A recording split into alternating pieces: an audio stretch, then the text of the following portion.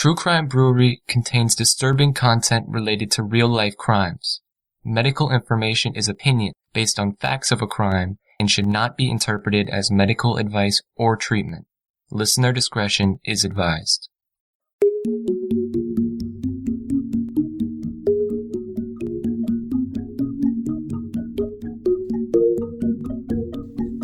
Welcome to True Crime Brewery. I'm Jill. And I'm Dick.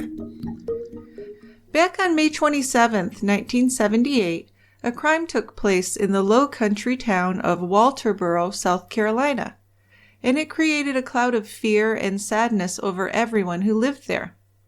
Hometown girl, 26-year-old Gwendolyn Elaine Fogle, was attacked in her home, sexually assaulted, and brutally murdered. That Saturday evening, Elaine had babysat for some friends, arriving at their home at about 6:45 p.m. She was happy and excited over plans to visit with her mom and dad the next day and celebrate her mom's birthday. At 11:15 p.m., Elaine headed home from babysitting. Hours later, when her roommate came home, she was met by a shocking and bloody scene. Join us at the quiet end for A Murder in Lowcountry. For decades, evidence remained in storage at the Walterboro Police Department. Elaine's murder was a cold case for 37 years. But then in May 2015, with advancements in DNA and fingerprint technology, investigators were able to solve the case in just 4 months. So fascinated to talk about, especially if you're interested in cold cases. And speaking of cold, what have we got in that nice cold beer bottle there? We have a beer called Mexican Cake, brewed by Westbrook Brewing Company in Mount Pleasant, South Carolina. Nice beer. This is an Imperial Stout. It's 10.5% alcohol by volume. The beer is a black, pretty jet black color, small tan head, nice aroma, some cinnamon, chocolate, vanilla, and chili. And then the taste is dark chocolate, cinnamon, and chilies. Oh, and we get some nice heat from the cinnamon and the chilies. It's a little bit of a warming beer. Nice one. I really like it. Well, yeah. Sounds delicious. Let's open it. All right.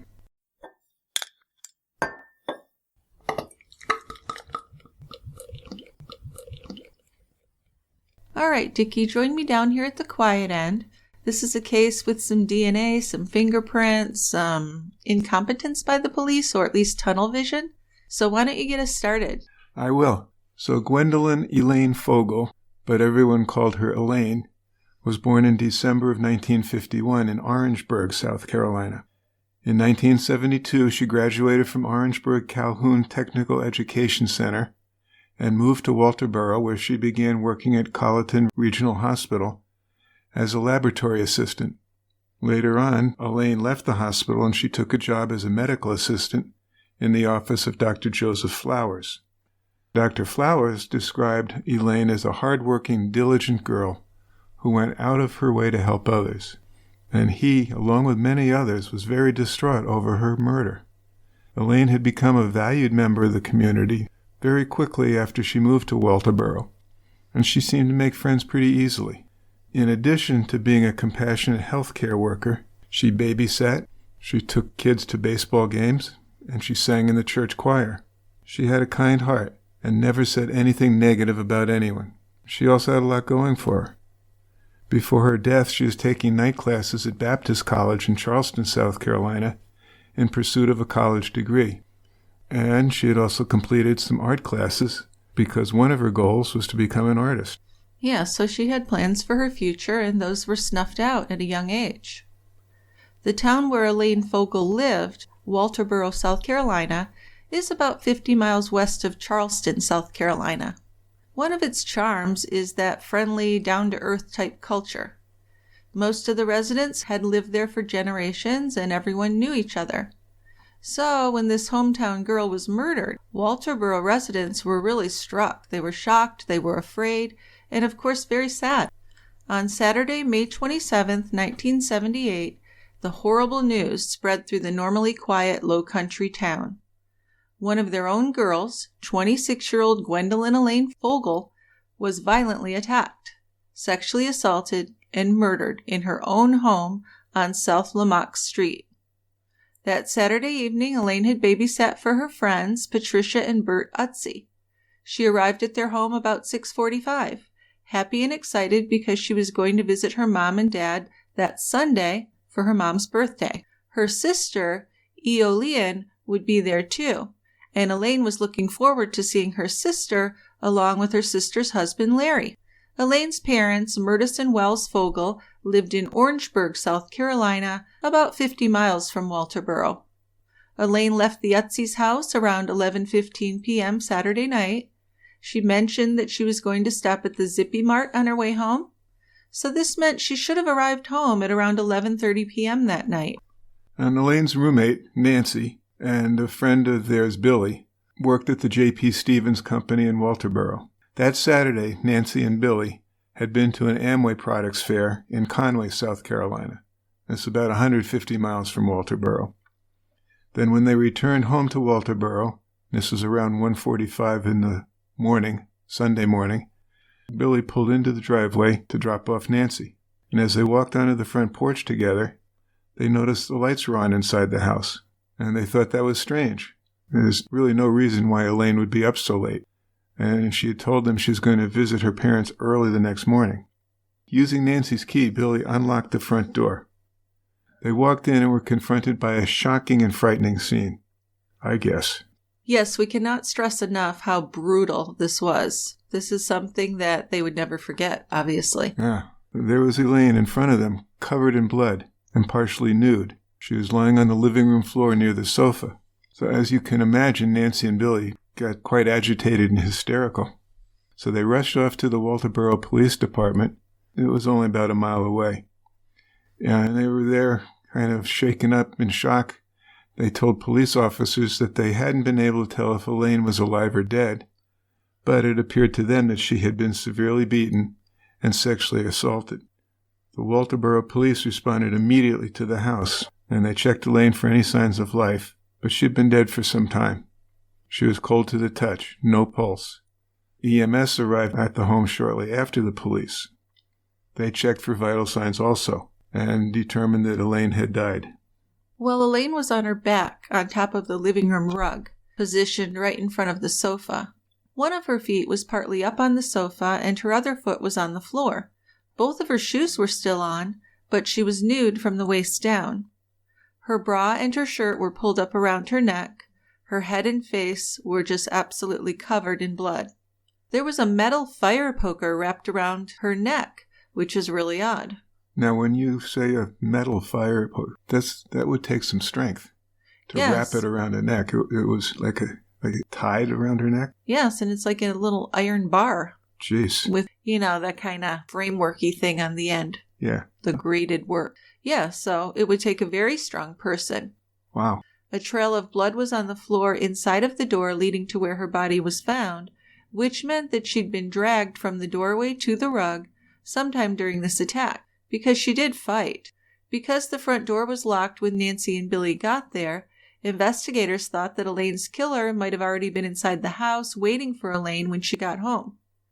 When Elaine had unlocked her front door and stepped inside, her attacker had likely administered his first blow to her head, and then locked the door behind her to keep her from getting away. Elaine appeared to have been beaten with any weapons of opportunity that he could get his hands on. There was a lamp, a smiley-faced bank, a cane, and that metal fire poker that were all used to attack and kill her. So as you can imagine, the living room was a total wreck. Things were broken and tossed all around the room. There was an end table that had been thrown into a wall near the front door, and of course blood everywhere. It was very brutal. Pathologist Dr. Frank Trefny and coroner P.J. Maxey were called to the scene, where Dr. Trefny photographed the entire scene and of course Elaine's body. He noted there were deep contusions and abrasions on her hands and her fingers, which he confirmed were defensive wounds from her attempts to protect herself and fight off her attacker. So this told him that she had put up a fight. Yeah, Dr. Trefny's preliminary examination at the scene revealed that her death was caused by severe head injuries and strangulation with the aforementioned fire poker, the one that was wrapped around her neck. The Walterboro Police Department was assisted by the Colleton County Sheriff's Office, and after searching around the outside of the house, investigators discovered that the killer had entered through a rear window by breaking the glass, reaching in and unlocking and opening the window. Now, there was also broken glass on the dining room floor inside of the house right below the window, and there were shoe prints in the earth below all of the windows. So it looked to the police like someone had attempted to open other windows to try to enter before eventually getting in through the dining room window. Yeah, these windows were separated into small panes, and one of those panes were broken. So the thought was that the murderer had reached in, unlocked the window, and pushed it up to get in. Once the investigators learned that Elaine had worked in a doctor's office, they considered that drugs could have been a motive for the break-in. Drug activity was prevalent at this time in many areas of Walterboro, so it was certainly possible that Elaine's killer might have broken into the house looking for drugs. This reinforced the investigators' theory that Elaine's killer had been inside the house and maybe in the process of a burglary when Elaine got home, but nothing of value was stolen. Still, she was a young woman. It's not like she had cash and jewelry everywhere. If Elaine had surprised a robber when she walked in the front door, he could have become enraged and decided to attack and rape her. So it was a sexually motivated crime, even if it hadn't started out that way. Yeah, and then the living room wasn't the only part of the house that showed signs of a break-in. Elaine's roommate's bedroom had been ransacked. Drawers from her dresser were open and rummaged through. Some of her bikini panties were on top of the dresser and inside of the trash can. Her bed was messed up, and her little dog was found under the bed, shaking and trembling with fear. Elaine's car was still parked in the driveway, but her keys were missing, and despite a thorough search, keys were never found.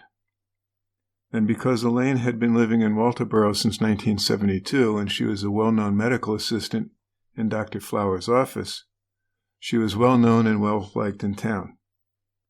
So word of her murder spread pretty quickly through the community.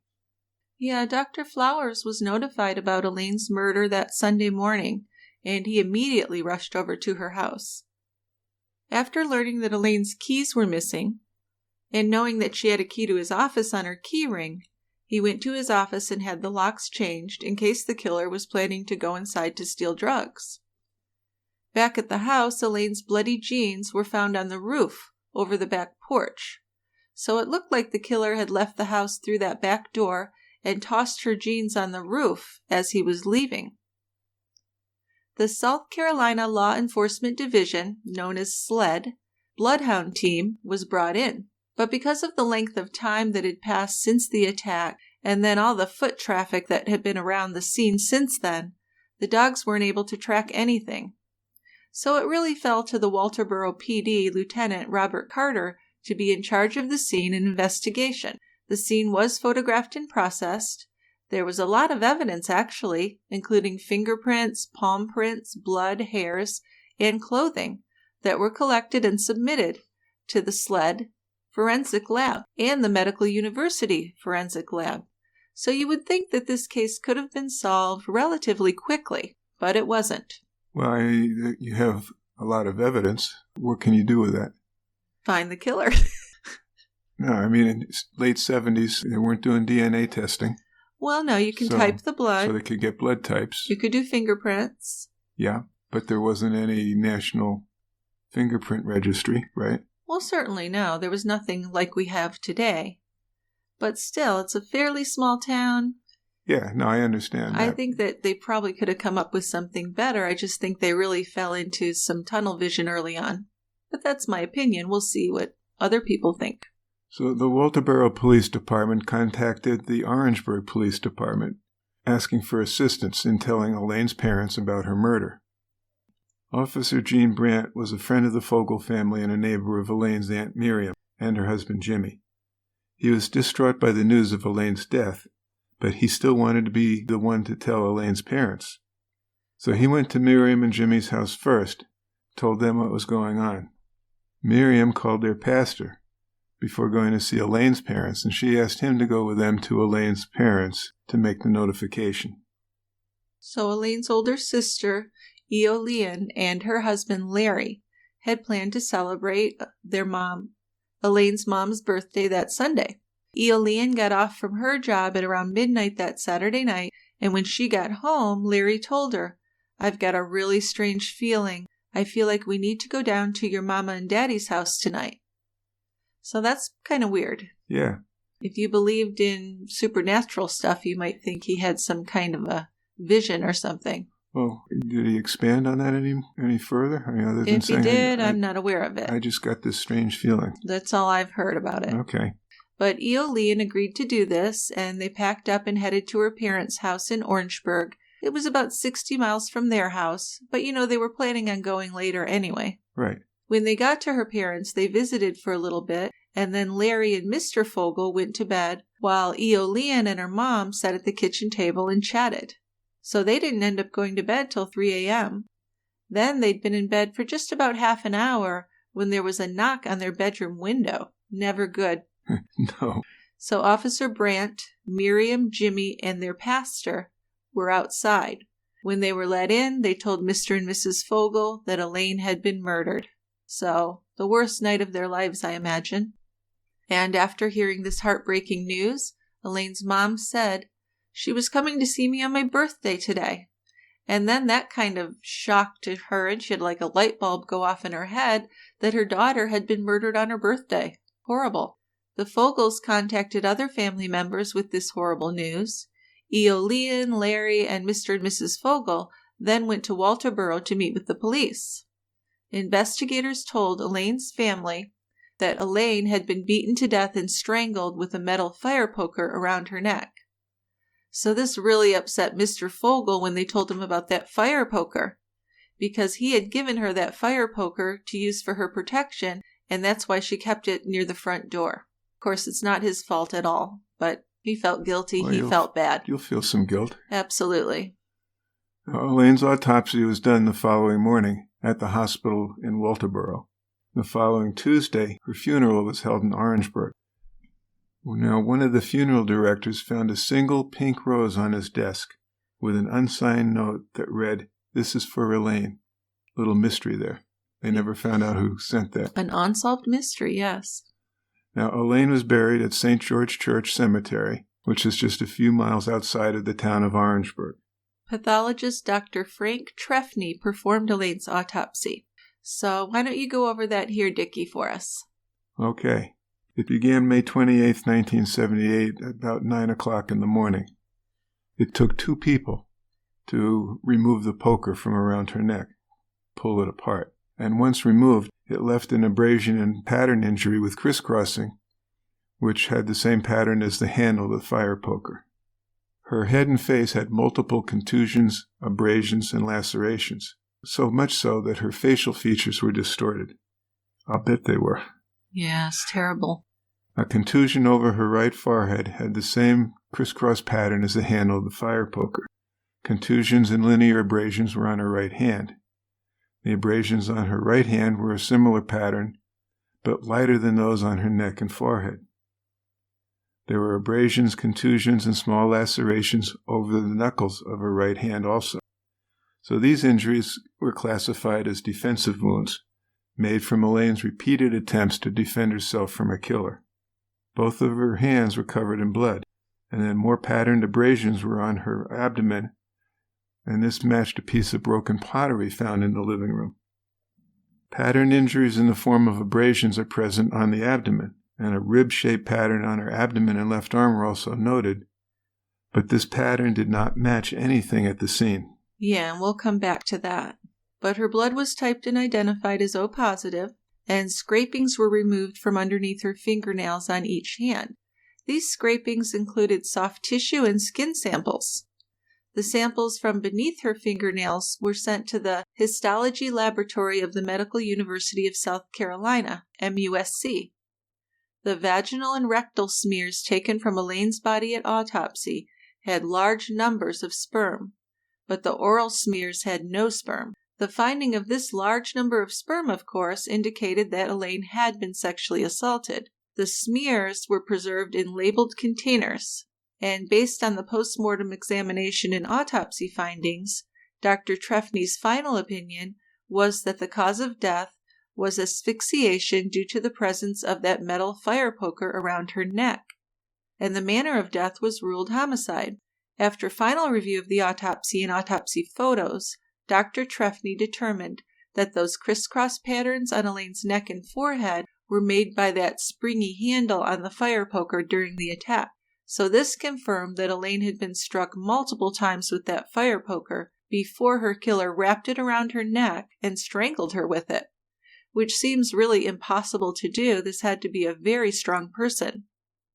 It must have been. Yes. And on May 30th, 1978, the pubic hairs, fingernail scrapings, and the fire poker were transferred to the medical university and signed over to forensic pathologist Dr. Sandra Conradi for her expert evaluation. An update of the investigation was published in the June 1st, 1978 edition of the Walterboro newspaper, with the front page headline reading, "Police Seek Woman's Murderer." In the part, the article read, Walterboro Public Safety Director Ken Davis reported that Elaine was attacked as she entered her home at 210 South Lemex Street that evening sometime around 11:30 p.m. Her home is just across from the Colleton Regional Hospital, which is normally a pretty tranquil neighborhood. Elaine had apparently struggled with her assailant and may have inflicted scratches or other marks on his body. So Director Davis is asking anyone who had observed any male with scratches, cuts, or bruises on his body to please call the Walterboro Police Department or the Colleton County Sheriff's Office. Any person with information will be kept anonymous. Evidence has been collected from the scene and is being processed by SLED and MUSC. The first lab reports are expected as soon as in the next few days. Now, Davis declined to elaborate further on the evidence, stating that we don't want to disclose our leads until they're fully developed. Otherwise, it might hamper the investigation. Several suspects have been questioned based on their previous records, but all have since been eliminated as suspects. A $1,000 reward has been offered by a Walterboro resident to anyone furnishing information that might lead to the arrest and conviction of the assailant. But far more important than any monetary consideration is the need to get a dangerous man off the street. The Colleton County Medical Auxiliary, along with Friends of Elaine, have started an Elaine Fogle Scholarship for Walterboro area high school students. $250 will be awarded annually to a graduate of any school in Colleton County to further their pursuit of an education in the allied health careers field. And they closed the article by saying, this investigation will remain on the front burner and we will be working on it every single day. So the Walterboro Police Department didn't request assistance from SLED in the early hours of Elaine's investigation on May 28th. The crime scene was photographed and processed by the Walterboro Police Department investigators only. After the crime scene was photographed, Walterboro investigators documented, collected, and preserved evidence from the scene. Elaine's case information, evidence from the crime scene, and the rolls of film were submitted to SLED Forensics Lab the following Tuesday, May 30th. Now, of course, you know, in 1978 there were no digital cameras. The rolls of 35mm film had to be manually developed and printed in the lab. As supervisor of the SLED Forensics Photography Lab at the time, Lieutenant Rita Schuler had the job of taking photos from law enforcement agencies and developing them. And she would end up writing a book about Elaine Fogle's case titled The Lowcountry Murder of Gwendolyn Elaine Fogle, a Cold Case Solved, which has been a very excellent resource for this episode. So I will put a link in our show notes if you're interested in purchasing or reading that book. But Lieutenant Schuler did process the rolls of film from the crime scene and printed photos from the negatives. As she viewed the photos, she noticed that Elaine had dressed a lot like she did. She also noticed that Elaine's home had similar antique decor to her own home, and the fire poker around Elaine's neck was the same as the fire poker in Schuler's home. So as a result, Schuler really started to feel a connection to Elaine, and that connection would stay for years and years. The final developed negatives showed even more details than what had been seen through the camera by the photographer at the crime scene. When SLED latent print examiners viewed the crime scene photos from Elaine's scene, They observed that ribbed-shaped pattern on her abdomen and left arm that had also been noted on the autopsy.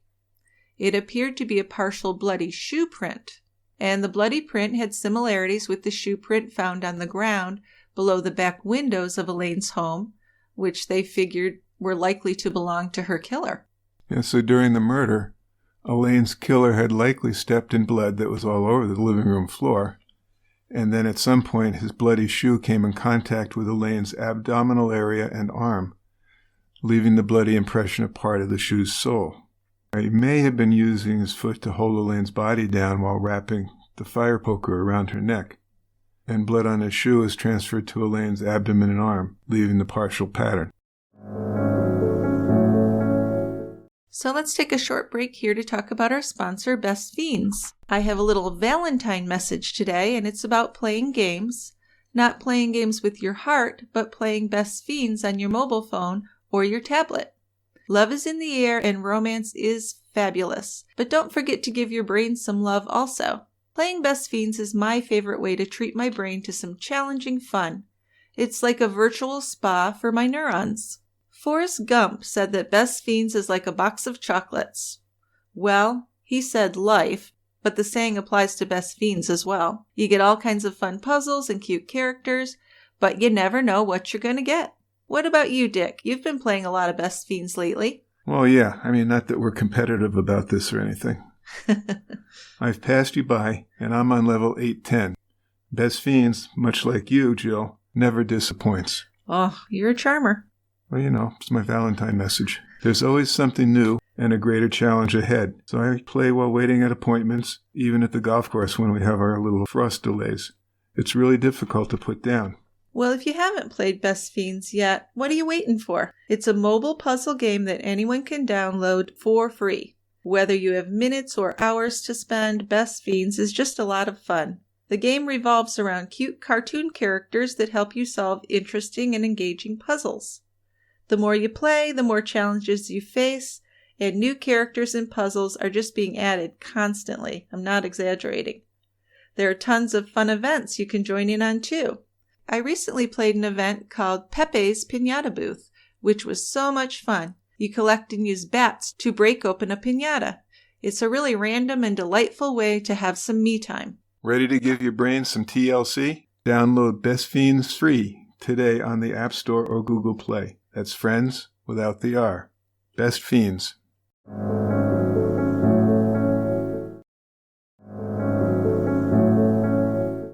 A palm print, a fingerprint, or shoe print can really be one of the most important pieces of evidence left by a suspect at a crime scene. They can put the suspect at the scene, even making contact with the victim's blood. With no suspects and no shoes to compare to the print outside the window or the bloody pattern on Elaine's abdomen, this really was no help to the investigation at all at this point, but it could be crucial later on.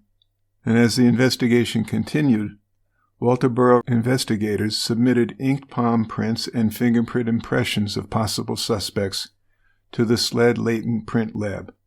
These would be compared to latent prints found at the scene, but none were a match to any of the prints from the scene of the murder. Meanwhile, there was widespread fear in Walterboro, as you can imagine. A killer was on the loose, and everyone felt like they were in danger. Elaine's murder was the biggest topic of conversation in the community. Women were afraid to go out or to be home alone. But very early on, Walterboro investigators were focusing in on one person of interest. This was Ronald Allen, a 23-year-old white man who lived in a trailer with his wife and child just around the corner from Elaine's house. Now, Allen was known by the local police. He was what they called a shade tree mechanic who had a chain hoisted on a tree in his backyard to hang an engine from to work on it. He also had a workout bench in his front yard where he worked out every day. So this was a strong and muscly 6-foot-tall guy, about 250 pounds. So investigators thought he's probably strong enough to wrap that fire poker around Elaine's neck. Investigators went and talked to Ron Allen and his wife, Fran, the morning after Elaine's murder. They said they didn't know Elaine, even though she lived down the street from them. When Allen asked why they were questioning him, an investigator told him that the SLED dogs had led them to their trailer, hoping this might get a reaction. Yeah, because that wasn't true. Right. Fran Allen gave permission for them to look in their trailer home, and she said that Ron slept on the side of the bed that was up against the wall. So if he'd gotten out of bed that night, she thought she would have known about it, because he would have had to crawl across her to get up. Fran also told the investigators that while she was getting dressed for work that morning, she had seen a black man with no shirt on standing in their backyard at the water faucet washing his chest and face. Now, they didn't really know what to think of that. Was she trying to divert their attention to someone else? Yeah. Blame it on the black man, something that has been done multiple times in history? They didn't know. Investigators collected Ron's shoes and compared the outsoles to the shoe prints found on the ground outside of the windows where a perpetrator gained entry to Elaine's house. None of Ron's shoes were matched to the shoe prints. So at that point, there just was nothing to link Ron Allen to Elaine's murder. But investigators were, maybe somewhat, maybe more so than somewhat, fixated on him. Just felt right to them, I guess. Yeah, that's a danger, I guess, that happens when you're investigating. Yeah. You really have to try not to do that. Ron's background check showed that he came from a large family of 11 children, and his father had died at a young age. His juvenile records show that he had stolen a police car in Michigan that had ended in a chase into Ohio, where Ron got shot in the neck. He went to prison and was released at age 21. Then he enlisted in the Army between 1976 and 1977, but he was discharged because of his criminal record. Ron loved working on cars, and he is strong enough to pick up the front of a car by himself. Now, he is also known to occasionally borrow, maybe steal, tools from his employer, BP Motors, and from other places where he did mechanic work. Yeah. So here's a guy who he's got a long history of some violence, burglaries, and DUI arrests. And this just made him more of a person of interest to the police. I certainly understand that, but there are a lot of drunk drivers and burglars and even fighters that aren't murderers. So it's something to keep track of, but it certainly doesn't mean he did it. But, he did live right there. I can see why they would lead to that Right thought. around the corner. Yeah. Yeah. But the name of this potential suspect wasn't released to the public. Still, Walterboro was a small town, so it didn't take long for rumors to spread. Talk that a suspect had been captured spread through town, so the Walterboro police had the local paper run an article to tell the public that the rumors of a suspect being captured in Elaine's case were absolutely not true. With the investigation ongoing, information that could be released to the public was very limited because it could hurt the investigation. Items of evidence from the scene were submitted to the SLED chemistry lab to be analyzed. This included Elaine's clothing, blood and hair from the house, and some red fibers that had been found near her body. Blood type, semen, hair, and fiber analysis were requested. On June 8, 1978, a SLED chemistry analyst submitted a report to the Walterboro Police Department. Results of all the blood evidence submitted was type O positive. Dr. Trefny had already confirmed at the autopsy that that was Elaine's blood type, so it makes it a strong possibility that the killer was also O positive for a blood type. So how common is O positive? It's pretty common, isn't it? Oh, very common. Is it the most common? Yeah. So that's not a huge help. No, it wouldn't help very much at all. But in 1978, that's all they could really do is type and group the blood. The hair that was submitted was found to be all Caucasian, except for 2 hair samples that were actually white animal hair. The red fibers that were submitted were of unknown origin. Nothing indicative of semen was found on any of the items.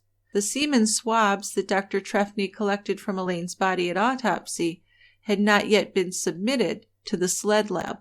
Now, while all this is happening, a cousin of Elaine's, named Wanda Simpson, had recently married a man named David, who had recently graduated from law school. So they actually moved back to Walterboro, and he took a position with the town there so that maybe they could get the investigation going. But they really weren't able to solve it at all either. Documents down the road would show that it wasn't until July 5th, 1978, when a SLED agent met with Dr. Trefny, and the semen swabs were transferred and submitted to the SLED chemistry lab for analysis. This included 1 glass vial containing vaginal smear from Elaine Fogle, a glass vial containing rectal smear from Elaine Fogle, and a glass vial containing oral smear from Elaine Fogle. And at this point, nothing conclusive had come from the crime scene evidence that had been submitted to SLED. But the investigators moved forward with interviews of everyone who knew or had any known interactions with Elaine. All of the information that was shared with investigators was checked as possibly being related to Elaine's murder. A few weeks after the murder, a concerned former employer of the potential suspect, Ron Allen, called the police. He told the police that Allen had stopped working for him about a month before Elaine was murdered, but on the day before Elaine was murdered, Ron had come into his shop. He was looking at a dark green Ford Gran Torino to purchase. Then Allen left, telling the former employer that he'd get back to him. But the next day, the employer heard about Elaine's murder, and when he arrived at his car lot in the morning, the Gran Torino was gone. So, of course, he reported the car missing. Then, around 4 to 6 weeks later, a sheriff from Cookeville, Tennessee, contacted the Walterboro Police Department and told them that they had found the car, and actually Ron Allen had had the car. It had bald tires and the interior was just littered with beer cans. So, nothing really to do with Elaine's murder, but all this happened around that time, and it really increased investigators' suspicions of Ron Allen. Well, it would me too. Yeah, sure, but nothing that would work in a court of law. Right. Just more circumstantial stuff that made you think that he was a likely suspect. Sure. Even though investigators kept Ron Allen as their main suspect, they did continue to look into people who were arrested in the area. Sets of fingerprints and palm prints were submitted to SLED, and they were checked against the prints in Elaine's case file, but none were a match. Some suspects were polygraphed too, but all of the results showed no connection to Elaine's murder. In September of 1978, the local paper ran an update on the status of the investigation. Walterboro Police Chief Ken Davis was quoted as saying, "We have not put the case on a back burner, and we won't. It is still very active, and something is done on it every single day. We feel confident that we're going to get him, but we can't put a timetable on it at this time." But from the time of Elaine's murder, her family was confident that her murderer would be found. But they're feeling somewhat let down by investigators. So Elaine's parents began their own investigation with the help of the other family members, including the cousin, the lawyer, the sister. Elaine's cousin Wanda and her husband David, who were still newlyweds, had moved there, and they were really working hard. They met with the police. David even met with the police chief, and he returned to the police station week after week. But still, there was never anything he could do to help with the case. So years pass, with no new suspects, and certainly no arrests in the case. Elaine Fogle's murder became the Walterboro Police Department's #1 cold case. Then 6 years after the murder, in March of 1984, investigators thought they could have finally gotten a break in the case. Yeah, 2 prison inmates came forward, actually. They wanted to talk to the police because they had something to tell them about the sexual assault and murder of a nurse they'd heard about named Elaine, and it had happened in 1978. Now, at first, they both hinted that they might be responsible, but then what they did is they gave several names of acquaintances who had told them they killed Elaine. Investigators knew, of course, that it isn't unusual for inmates to talk themselves up while in prison, or for them to go to the police to get a reduction of their sentence. In interviews with the inmates, investigators became more intrigued, though, when pertinent details of Elaine's murder were brought up. But then they knew that the inmates could have just heard rumors. They could have heard the real killer actually talk about the murder, too. So background checks were done on the inmates and on the people whose names they brought up in their interviews. But nothing was found to link any of them to Elaine's murder. All of the documentation of their communication with the inmates, though, was recorded and held in Elaine's case file. So in many ways, they were thorough. Yeah, I mean, this looked like pretty good detective work with the inmates. It kind of does. I at least would say there was some genuine effort. Yeah. Then in the late 1980s, advances in forensic technology started to be used in criminal investigations. SLED put together a behavioral science profiling unit which helped in investigations by identifying suspects based on crime scene analysis, investigative psychology, and behavioral science. SLED behavioral profiler Captain David Caldwell reviewed Elaine's case file and gave a profile of a possible suspect. So Caldwell consulted with the FBI Behavioral Science Unit in Quantico, Virginia, to assist with developing the profile. His notes were best estimates only, but they included that Elaine's killer was likely a white male, aged 24 to 30, married, extremely strong in order to bend the fire poker around her neck, probably lived close to the scene, may have seen Elaine and her roommate outside of their home at some point, and drank to excess. Quite a profile. Yes. In his history, they expected arrests for assault, problems with women, problems with authority, and drug use. These just are very much estimates. Very much. Yes. Also documented in Caldwell's report were his notes of findings at the crime scene, including the forced entry through the rear window and the weapons of opportunity that were used in Elaine's attack. He also noted that Elaine had defense wounds to her hands, that her living room was the only scene of attack activity, that there were her old lady-type panties on the couch, that her roommate's room was ransacked with drawers open and the bed ruffled, and bikini-type panties in the trash can and on the chest of drawers. Also, Elaine's car keys were missing, but the car was still there. Elaine's bloody jeans were on the roof at the point of exit. Semen from Elaine's body was found at autopsy, and the fire poker required 2 people to loosen it from her neck at the autopsy.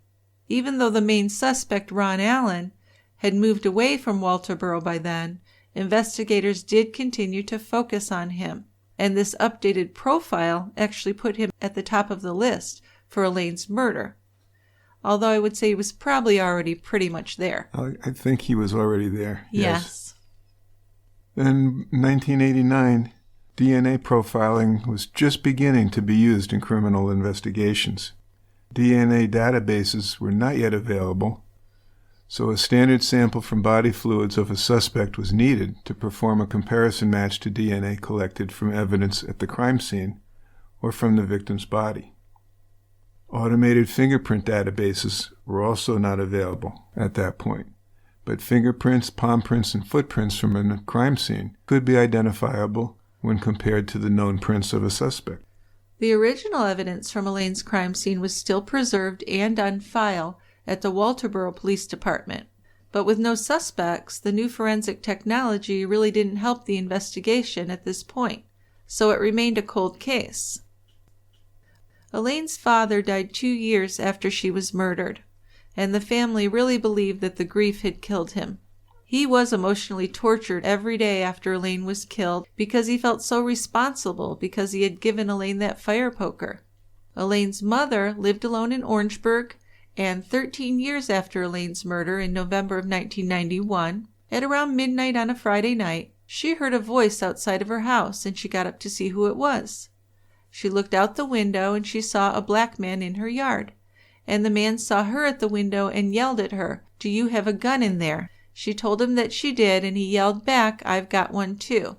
So according to Mrs. Fogle, she ran to the phone then, but the man had cut the wires from the outside. Her phone was dead.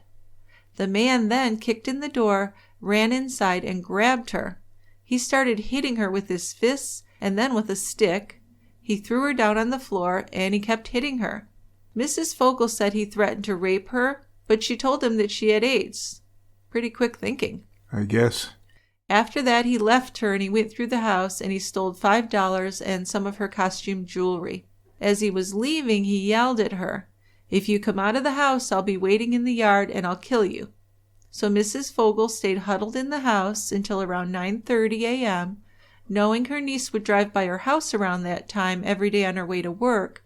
She then went outside and flagged her down as she drove by, and the 2 women drove to the Orangeburg County Sheriff's Department to report the crime. Now, Mrs. Fogle's attacker was never found, but she would say that now she knew some of the fear and pain that Elaine must have felt when she was assaulted and killed. She also kind of wondered after the attack if her attacker could have been the same man who had killed her daughter. Well, yeah. I mean, this was a real attack, correct? Well, as far as we know. Okay. It seems coincidental to me that the same man who killed her daughter attacked her. And this was like 13 years after Elaine's I killing. think it's purely coincidental. It was a different town, too. Yeah. So I don't think it was probably the same man. All right. But it kind of gave her that feeling like she could connect with what her daughter had been through. And of course, it terrified her. Yeah. And then Mrs. Fogle died peacefully in her sleep in 1999. The doctor who examined her body said, "Looks like she just went to sleep and forgot to wake up." So, okay. Even though Elaine's parents both died without getting justice for Elaine's murder, the Fogle family believed that they were finally at peace, and they were with Elaine again. So Mr. and Mrs. Fogle were buried next to Elaine at St. George Church Cemetery near Bolintown, South Carolina. Afterwards, remaining family members continued to contact the Walterboro Police Department and SLED about any progress on Elaine's case. But then the years continued to go by, and there were no new suspects and no arrests. Yeah, so by the mid-1990s, the Combined DNA Index System, CODIS, had been started. Every day new entries of arrestees were entered into the CODIS database. So now a DNA profile from crime scene evidence could be entered into the CODIS database to check for a match if someone's already profiled in CODIS. Also, by this time, the Automated Fingerprint Identification System, AFIS, had also begun. Same thing. You could get fingerprints from arrestees entered into the database and then compared to what was in there. So if the DNA is in there or the fingerprints are in there, you got a hit. But it didn't work with Elaine's case. No, it actually turned out that Elaine's killer had not been entered into CODIS, even though he had a criminal history. But we'll get into that. We will. As the 90s turned into the 2000s, Elaine's killer had pretty much just gotten away with her murder. It was also very likely that her killer could have committed other violent crimes after her murder. Investigators held out hope that if he had been arrested on other charges, his DNA and fingerprints could be found in these databases.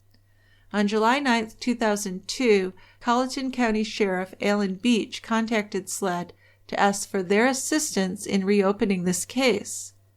Beach told Chief Stewart that Elaine's case was still weighing on the minds of the citizens of Walterboro.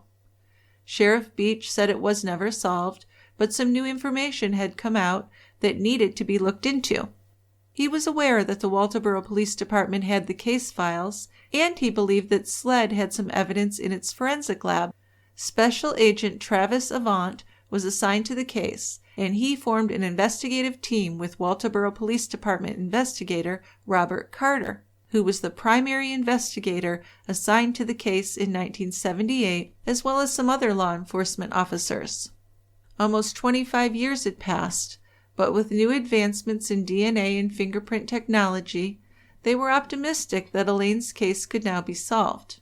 A DNA profile from Elaine was needed, and that could come from the vials of blood that had been collected from her at autopsy. Agent Avant's review of the case files indicated that a large amount of evidence was collected at the crime scene in May of 1978. Some evidence was submitted to the Medical University of South Carolina's Forensic Pathology Lab, and some was sent to the SLED Forensic Lab after the murder. Some of the suspects from 1978 were still at the top of their list, so a DNA sample would have to be obtained from them. Ron Allen, the primary suspect, had moved away from the Walterboro area 20 years previously. Investigators still remained focused on him. Agent Avant immediately tried to locate Ron Allen, and he found an address for him in Baxter, Tennessee. But there was one small problem. Allen had died a few days before and had already been buried. So it was going to be difficult to get a DNA sample. Well, that's what they were worried about. Yeah, but fortunately, at the time of autopsy, the doctor had drawn 2 vials of blood from Ron Allen for drug testing, because at the time, Allen's cause of death was still pending. So both vials of blood were transferred to the Putnam County EMS director to be forwarded to the Tennessee Bureau of Investigation Crime Lab for drug screening. Now, the blood sample could be used to provide a full DNA sample of Ron Allen, which could possibly identify him or eliminate him as a suspect. So as investigators worked to do the DNA comparison, interviews with Alan's brothers were done. His brothers Glenn and Eddie voluntarily provided information to the police, telling them that Ron had not been working for a long time prior to his death. He'd been depressed and abusing pills for years, and he got into a lot of fights. Ron had actually hit Glenn in the neck with a steel bar and almost killed him at one point. Another time he tried to bite off his brother Eddie's ear. So not a great guy. He sounds like a really even-tempered, cool guy to hang out with. Right. Then on August 23rd of 2002, Agent Avant submitted the blood collected from Ron Allen to the SLED forensic lab for DNA testing. SLED agents and the Walterboro Police looked at all of the evidence that was at the Walterboro PD to check for items that could be tested for DNA now that they had a possible suspect's DNA profile. Walterboro investigators inventoried the evidence from 1978, but some items that were on the 1978 evidence log were missing, and that included those semen swabs. Whoops. Yeah. Items transported from the Walterboro Police to SLED were the vials labeled bloodstain swabs from the rug in the living room, the jeans found on the roof of the back porch belonging to Elaine, a bra, shirt, and shoes collected at her autopsy, and one pair of white panties that had been on the living room sofa at the scene. So the SLED analyst who performed the chemical analysis on the evidence submitted in 1978 assisted in finding the items that were unaccounted for. And he also inquired about items held at SLED that could be tested for DNA. Cuttings and swabs of the resubmitted evidence were re-examined for DNA, and reports showed that DNA was developed on some items, including the vials of blood and cuttings and swabs from Elaine's clothing. But all of the profiles found were female, and all belonged to Elaine. None of the DNA developed belonged to a male, so none belonged to the suspect, and that included Ron Allen. So while searching for documentation to locate the semen vials, a login sheet for SLED Laboratory Analysis Chemistry Department was found in Elaine's case file. This was dated July 5th, 1978, and it was signed by a SLED agent. The form showed 3 specimens submitted: the vaginal swab, the rectal swab, and the mouth swab. And the examination request was type semen for blood type and grouping. So the transfer sheet from Dr. Trefny, transferring the vials of semen to SLED agent Chad Caldwell on July 5, 1978, was located in the Walterboro PD's case files. Agent Avant contacted Agent Caldwell to ask about the semen swabs after he picked them up from Dr. Trefny. Agent Caldwell said that he had submitted them to SLED. Well, but SLED doesn't have them. Yeah, so at this point there's no male DNA from the crime scene to work with. So there's really nothing that could be compared to Ron Allen's DNA profile, or that could be entered into the CODIS database. The boot and shoe collected from Ron Allen's room to the SLED forensics lab was compared to the photos of the blood pattern on Elaine's abdomen that was believed to be a partial bloody shoe print. Numerous enhancements in photographic techniques were used to bring out more of the bloody pattern on Elaine's abdomen, but when compared to the sole designs of Allen's boots and shoes, they did not match the bloody pattern on Elaine's abdomen.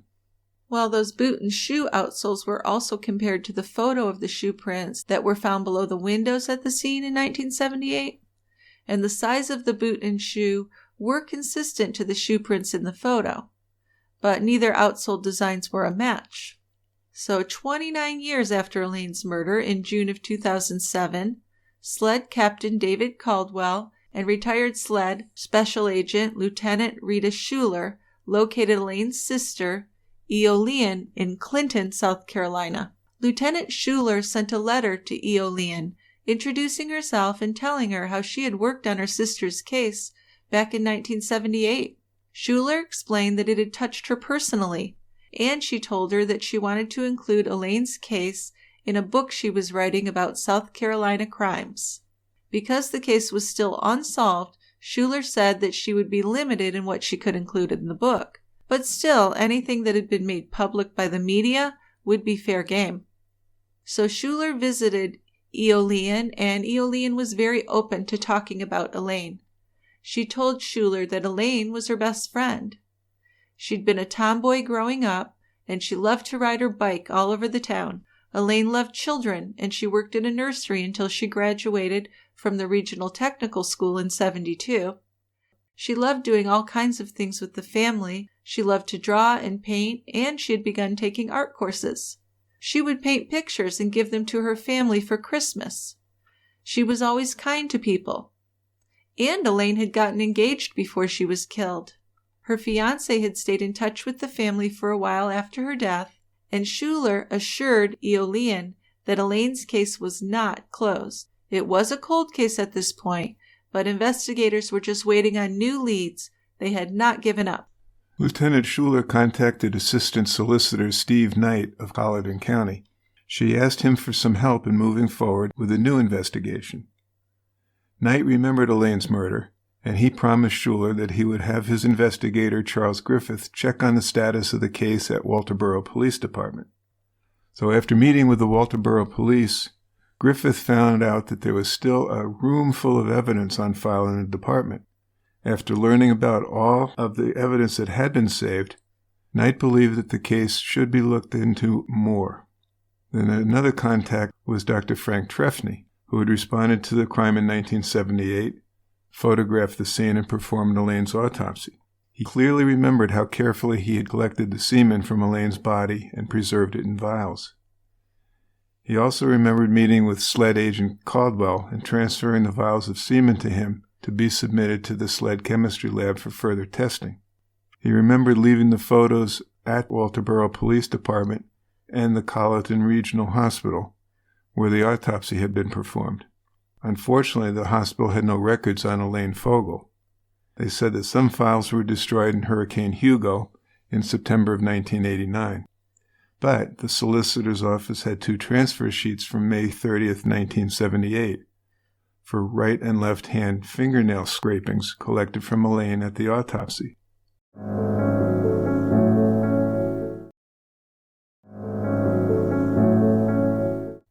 The chain of custody showed that Dr. Trefny had transferred the fingernail scrapings to the Walterboro Police Department.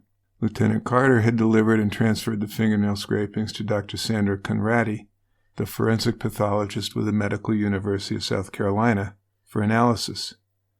And a document from the Medical University, dated March 28, 1984, showed that the vials of fingernail scrapings had been released to SLED agent Caldwell.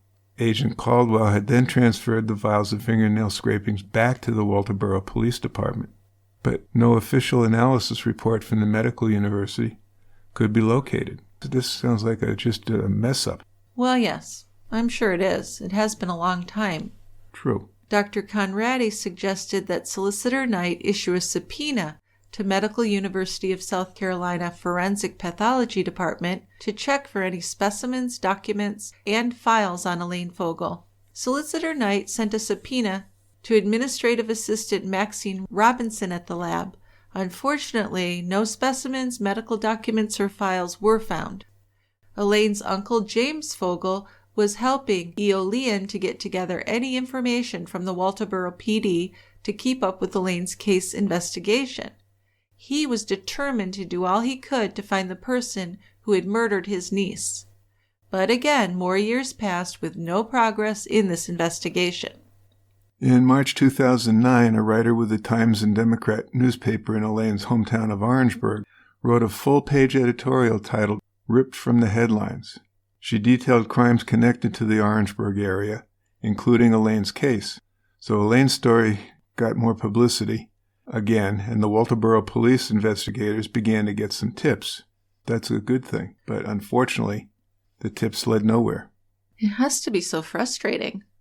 I can only imagine. So finally, SLED had set up a cold case unit. On the unit's Facebook page, it read that if you have any information, you should click onto their link and leave it there. Elaine Fogle's murder was the first on the list, so Lieutenant Schuler came back from retirement to help the cold case unit work Elaine's case. Schuler told them about her history on the case and that there was still a room full of evidence at the Walterboro PD. She informed them about the missing semen swabs from Elaine's autopsy. They agreed, of course, that the swabs would be beneficial for getting a DNA profile of Elaine's killer. This news that SLED had formed a cold case unit brought some hope back that the case might finally be solved. Walterboro reporter George Salisbury of the Press and Standard included an editorial in the August 3, 2010 paper titled DNA from 32-year-old murder case being processed by SLED. Then he wrote about SLED's newly organized unit that would help local law enforcement agencies solve cold cases through the use of new technologies. Still, the case remained unsolved. Then on May 27, 2015, which is now the 37th anniversary of Elaine's death, some of Elaine's family members called Lieutenant Schuler, who was still very much interested in the case despite her retirement. The family members wanted to contact the Walterboro PD and find out what they had to say about the investigation after all these years. So they called and they spoke to an administrative assistant at the police department who told them about a new investigator who was already reviewing Elaine's case. That was Corporal Gene Johnson. Johnson told them that the old police chief was no longer with the Walterboro Police Department. The new police chief was Wade Marvin. Marvin had given him a folder with documentation of communications with members of the Fogle family. So Johnson asked Schuler to assist him with his new investigation, and she agreed. So now she's allowed access to the case file as well. Yeah, so Johnson and Schuler kind of became this unlikely investigative partnership. He was only 13 when Elaine was killed, so much younger. And he felt a big responsibility to the family who was really counting on him to finally solve this. Right. One of the first documents they read was the pathologist's autopsy report.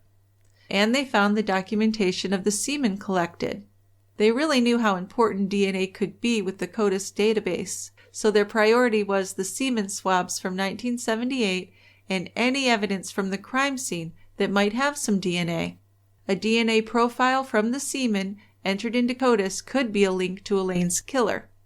The Walterboro PD had consulted with the Beaufort County Sheriff's Department in Beaufort, South Carolina for assistance on several cold cases, and they met and discussed Elaine's case. They also asked about having Beaufort's DNA lab help with re-examining some of that evidence. They found some evidence with potential to be quite important. They had checked on those granny panties that had been found on the sofa in Elaine's living room. A SLED report from 2010 had shown that mixed DNA was found on them. So knowing that mixed DNA came from more than one person, they reviewed the SLED report and saw that a combination of female and male DNA had been found on those panties. Notes showed that in 2009, SLED's cold case unit had collected some evidence from Walterboro to be resubmitted for review and analysis, and the panties from the crime scene were in that evidence that was resubmitted. So they submitted the panties to the DNA department, and blood was detected also. So a mixed DNA profile was developed from the blood on the panties by the DNA analyst. There was both a male and female contributor. The female profile was Elaine's. The male profile was unknown. So they knew that there was some male DNA from the crime scene to work with, and this would show that at some point, blood from the person who killed Elaine came into contact with her blood and created the combined mixture of Elaine's blood and that man's blood, and that was transferred to her panties. They knew that the white granny panties belonged to Elaine after interviewing her roommate and sister. So investigators theorized that the killer had cut himself when breaking the window to enter the house or during the struggle with Elaine, and they had made a comparison of the male DNA profile found on the panties to the longtime suspect Ron Allen. Now his DNA profile is now on file at SLED, but it wasn't his, no match. So old Ron finally ruled out. Well, all of the evidence that the SLED cold case unit had resubmitted for new analysis in 2009 had been returned from SLED to the Walterboro PD in 2014. The panties were one of the pieces of evidence that were returned from SLED.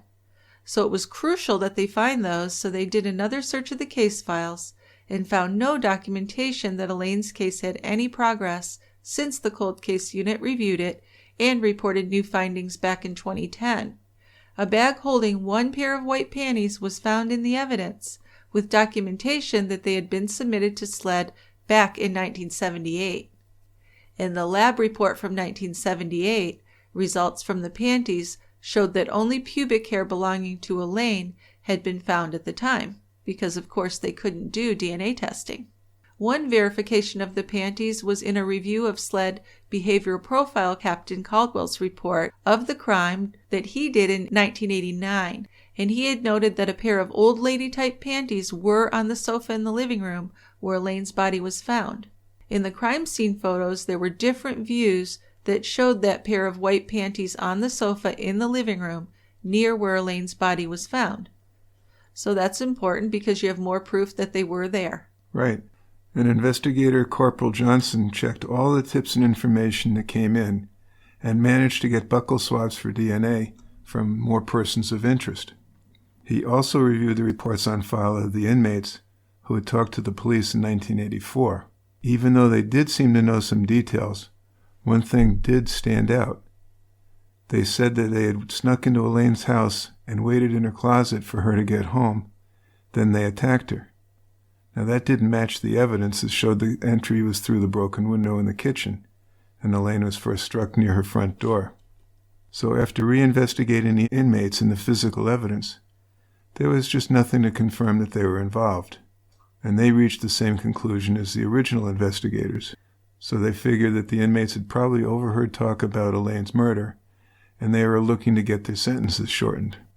A few days after an article on Elaine's case appeared in a local paper, Johnson got a call from a woman in Florida who had lived in Walterboro when Elaine was murdered. She had read the article and she gave him the name of a former police officer who had been engaged to a female police officer. She knew that this guy had an interest in Elaine, and she remembered him leaving Walterboro a short time after Elaine was murdered. Around the same time, another tip came in from someone who lived in Walterboro when Elaine was murdered, and they gave the same name and information of that same police officer. She remembered him abruptly moving away shortly after Elaine was killed also. A third person called with information on this same former police officer, and he was living in another state.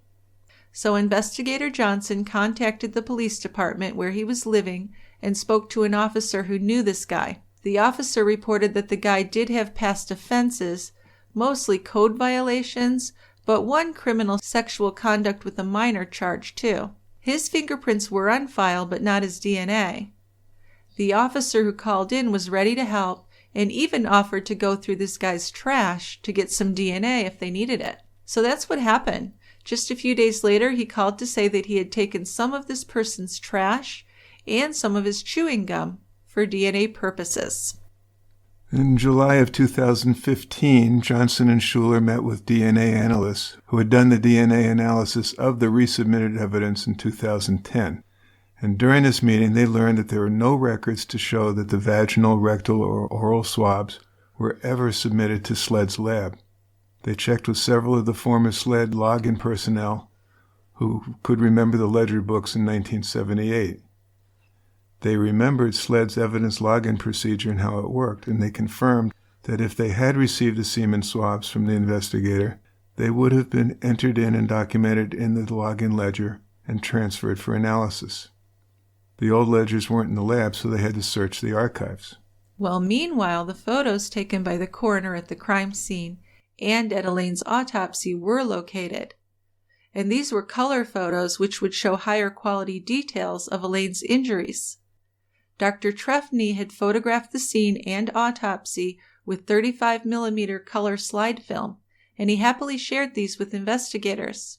When asked if he had any information about those missing semen swabs, he said he remembered meeting with Agent Caldwell and discussing Elaine's case many times in 1978, and he remembered releasing those semen swabs to Caldwell to submit to the SLED chemistry lab as well. Many times investigators checked with the SLED forensic lab about locating the semen swabs and the login ledgers, but they just weren't found. So 3 months into this new investigation in August 2015, Johnson and Schuler had been through Elaine's files many, many times, and they communicated daily. They were able to clear every potential suspect. But one thing that Johnson had been curious about was a statement on file from an employee at the Colleton County Medical Center to Lieutenant Jack Watson in 2005, where he stated that Ron Allen's former wife, Fran, had told her that she thought her husband Ron might have killed Elaine. Johnson located Fran, and she told him that she remembered that back in 2005, she got a call from a detective who had accused Ron of being Elaine's killer. But she had then told this detective about a black man they had seen washing at the spigot in their yard earlier that morning. But that detective had dismissed Fran, even telling her that they knew for sure Ron Allen had killed Elaine. Yeah, investigators examined Elaine's case file for finger or palm prints that might still be available to enter in the database looking for a match. There was a Polaroid negative of a palm print that had been lifted from a table at the crime scene. And when testing this, they got a positive hit. The man who matched was named James Willie Butterfield. He was a 58-year-old black male. Now, the focus had always been on a white male. Even the profile of a suspect in 1989 noted he was likely a white male. Yeah, I'm not sure how they had come to that conclusion. Yeah, well, that's what the profiler said, right? Mm-hmm. Investigator Johnson was familiar with the name James Willie Butterfield. In 2002, when he worked with the Colleton County Sheriff's Office, he had arrested Willie Butterfield for an attack and assault of a woman. Back at the time of Elaine's murder in 1978, Butterfield was living across the street from Elaine, and he knew her. He'd even walked by her house while law enforcement was on the scene. Butterfield was questioned back then, and investigators saw what appeared to be blood on his jeans and in his mustache. So Johnson, investigating in 2015, was an investigator for the Colleton County Sheriff's Office at the time. Johnson, the investigator in 2015, was an investigator for the Colleton County Sheriff's Office at the time. Johnson, the investigator in 2015, who was an investigator for the Colleton County Sheriff's Office at the time, swabbed the blood that had been taken from Butterfield's mustache back in 1978 and sent it to SLED for testing. And it was a positive match to Elaine's blood, which could place Butterfield at the scene and in contact with her blood. So, when did they find this out? 2015. So the blood never got tested? No, because they were looking for a white guy. Okay. So they never followed up. It finally dawned on me. Okay. So Johnson remembered that Butterfield's 2002 victim had been beaten on the head with a lamp, and Elaine had been beaten with multiple objects of opportunity, including a lamp, which might show the same modus operandi. Then there was more good news. 2 fingerprints were a positive match to Willie Butterfield. These were the fingerprints that had been lifted from the broken window at the point of entry into Elaine's home. A background check of Butterfield showed that he had an extensive arrest record dating back to 1979. His record showed that he had been in and out of jail over the years since then. Johnson remembered seeing Willie Butterfield's name one time when he first looked through Elaine's file in an incident report from March 1979. Butterfield had been arrested for the rape of a 19-year-old female. In the report, the victim said she was walking to her mother's house when a pickup truck passed her several times and then came back and stopped. It was Willie Butterfield. Pulled out a gun, made her get into the truck. Then he took her to a wooded area, made her take off all her clothes, and raped her.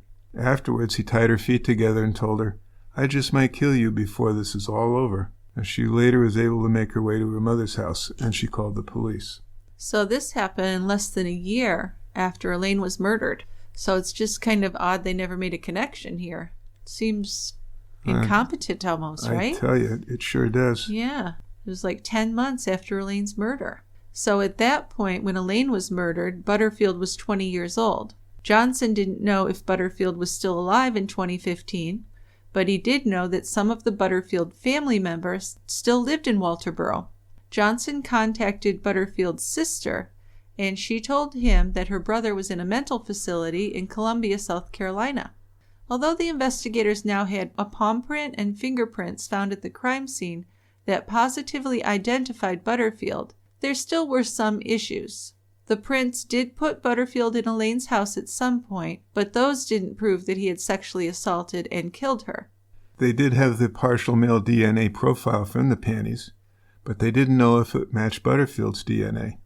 So the SLED DNA lab would perform the DNA analysis once it got a DNA sample from Butterfield. The lab would need the panties back from Walterboro for a reanalysis, and that turned out to be a problem. The panties were still in evidence at Beaufort County's DNA lab. It was a problem, but they overcame it fairly easily. Yeah, in August 2015, SLED analyst Laura Hash was sent by helicopter to pick up all of the evidence that would be needed for the analysis of the DNA profile. Butterfield was still at the mental hospital where a buccal swab was done, and that same day Butterfield's DNA was sent for comparison analysis with the DNA from Elaine's panties. So Butterfield's DNA was a match to the male DNA and the mixed DNA on the panties. But even though they had a palm print, fingerprints, and a DNA match to Butterfield, it would take some time to get the final DNA needed to confirm that he was the killer. The final DNA report came through in October of that year, and then Butterfield was charged with murder, criminal sexual conduct first degree, and burglary first degree in Elaine's case. On December 14, 2015, a bond hearing for Butterfield was held in Carleton County. He was taken to the courthouse from the state mental health facility where he had been held. Butterfield had been incarcerated in that mental health facility since 2012. At that time, he'd been found incompetent to stand trial on other criminal charges there. Butterfield was in court without an attorney, so the public defender's office was asked to represent him. Butterfield has still not stood trial for the crime because he was determined to be mentally unfit. He lives in the mental health facility in Columbia, where he was staying after committing other crimes. Now, he had a criminal record going back to 1978, and this included kidnapping, robbery, forgery, domestic violence, and illegally disposing of a dead body. It's a busy man. Oh my gosh, yeah. Butterfield was ordered to wear an electronic monitor at all times while housed in the mental facility. Butterfield's indictments in Elaine Fogle's case, murder, criminal sexual conduct first degree, and burglary first degree, were dismissed. If he is ever deemed competent, the charges will be refiled, and he could stand trial on those charges. But it's not bloody likely. I wouldn't think so. I mean, he's been in this facility for 10 years. Well, 6 years since he was charged with that, and he was 58, so he's 64 now, and mentally ill, and he's been held there since 2012. Yeah. So it's not likely that he's ever going to be found fit to stand trial. No, I think that's unlikely. Yeah. But it's just amazing to me because it certainly does seem bungled back in the late 70s and 80s, doesn't it? Yes, it does. So I guess you can really fuck things up without meaning to be a fuck up. Yes, you can. Right? Because it seems like they did try and solve it. They really wanted to solve it. Yeah. But they did a lot of things wrong, too. They certainly did. So I really do enjoy talking about these cold cases. They're fascinating. Yeah, they are. And it's just, you look back at the things that were missed, and they seem obvious. But I wonder if you're really in the thick of it. You know, it's hard to cover everything when you're really in the thick of it and you're focused on certain things, I guess. Yeah, I think you're being kind. But yeah, that's a possibility. Well, I try and be kind if I can. And in this case, if he wasn't found, he was still locked up. Not that that would make the family happy, but at least he wasn't on the loose still. No. Although after he killed Elaine, he did hurt a lot of people. Yes, he did. So if he'd been caught right away, it would have made a big difference. So thankfully, Schuler and Johnson really dug in there and got it done. Yes, they saw it through to the end and did what they said they were going to do. They're going to solve it. They did, and the family really did seem to appreciate that. Because for a while they felt like, Elaine had just been forgotten, which is really sad. Okay, so we're going to move on to feedback. Our music is written and produced by Tristan Capel. If you have comments, a case suggestion, or a beer recommendation, you can send an email to us at truecrimebrewery@tiegrabber.com. Or you can go to our website, tiegrabber.com, and write your comments for us there. Or even better, leave us a voicemail in your own beautiful voice.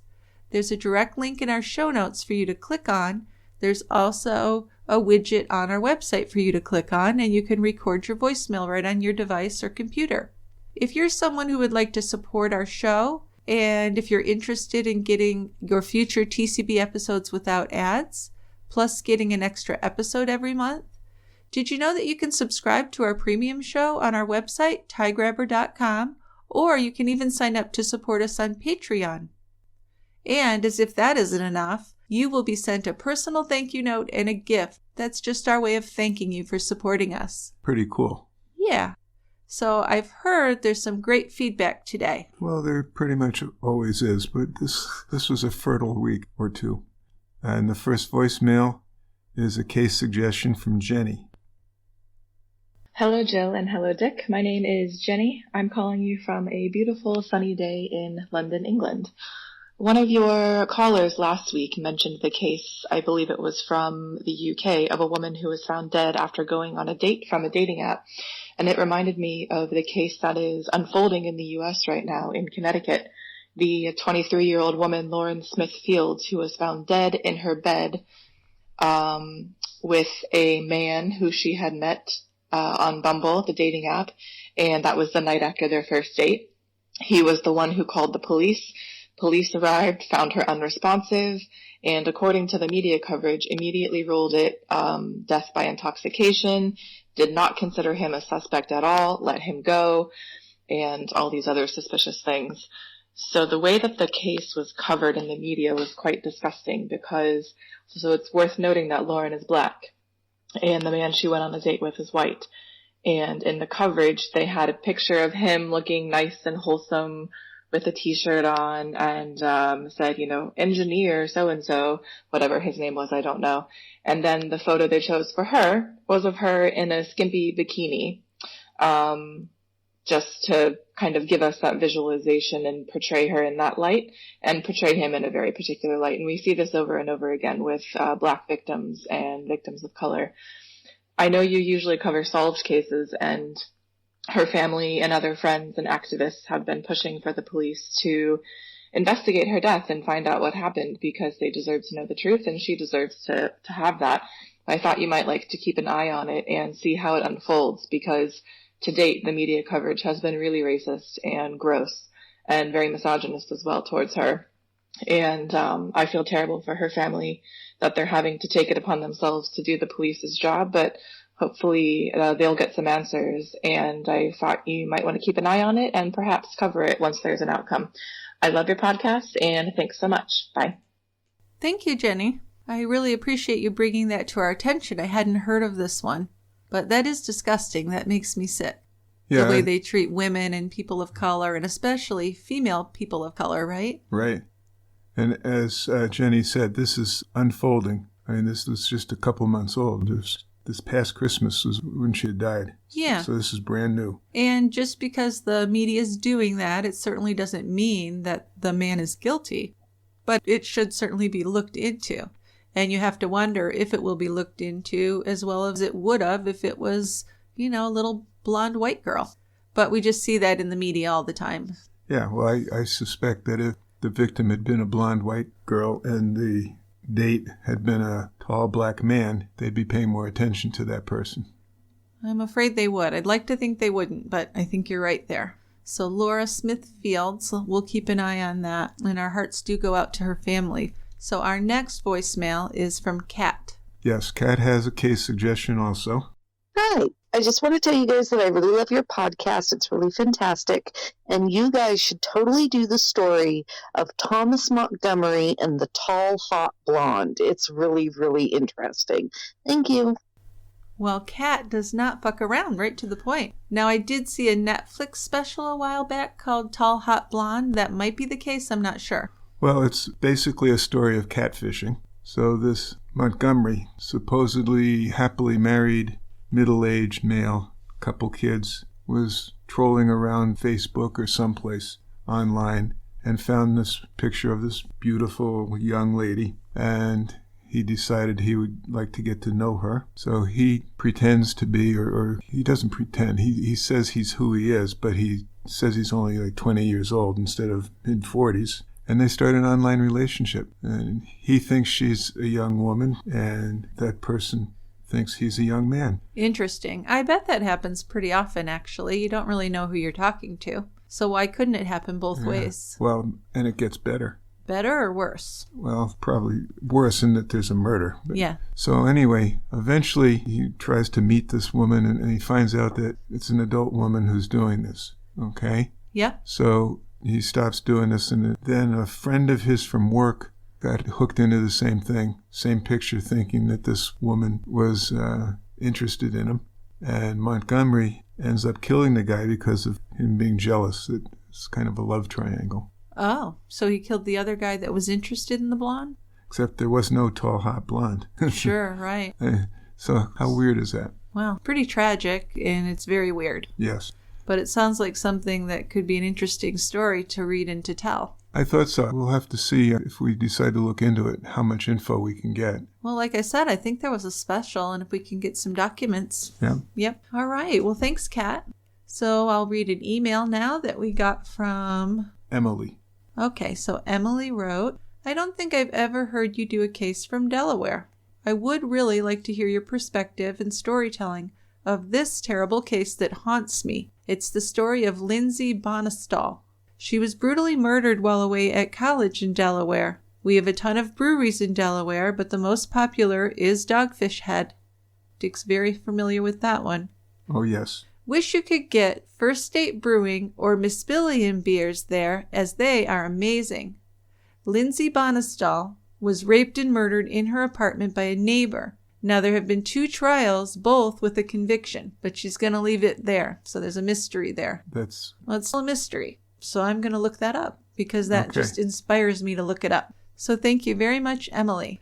Before we say goodbye for the night, Dick, want to give us a quick preview of what's coming up on our members-only episode for March? Sure. This is an interesting one, too. This is a case of murder by poisoning. There were 3 victims in a family, but they were poisoned, and it was this mystery what they had ingested. But it turns out they were ingesting a carcinogenic agent, and what the perpetrator was hoping is that they ingested the carcinogen, and 5 years down the road they developed cancer and died.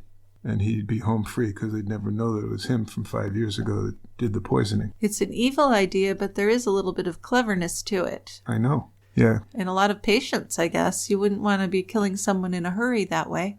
Well, he wasn't smart enough to figure out dosing, so a couple victims died within several days. And then they knew. And they knew that it looked like a poison because they had ruled out other diseases or other entities for the deaths. So this wasn't a medical professional who did this? No, it was a guy who worked in a lab that did cancer research. Wow, I can't wait to hear that one. Oh, just one other reminder, if you don't mind me taking the stage. No, not at all. I did an interview earlier today with Joel Schwartz, who was the attorney for Russ Faria in the killing of his wife, Betsy. We covered that on an episode, and it was titled Pam's Path to Prison. Right. And we've talked about it quite a bit. There have been 4 or 5 datelines on it. So it's something I've really been interested in, and I'm very glad that you finally got the chance to talk to him. It was an excellent interview, and you're going to get some really good information from Mr. Schwartz. Awesome. And he has a book coming out soon, too, so we'll definitely promote that. He has a book called Bone Deep. Yep. It's going to be out within the next week or so, discussing the case. Besides this interview, there's another Dateline coming up very soon, and Joel figures there's even one more Dateline coming up. And I think in March sometime there's a mini-series about the case. It's a 6-episode mini-series starring Renee Zellweger as Pam Hupp. Yeah, and I think I'd like to do a little review of that if we like it. It sounds really good. So that might be something to do for a bonus episode, too. It could be. Yep, so we'll have Joel's interview out soon, and we'll see you next time at the Quiet End. We got some seats down here waiting for you. Bye-bye. Bye, guys.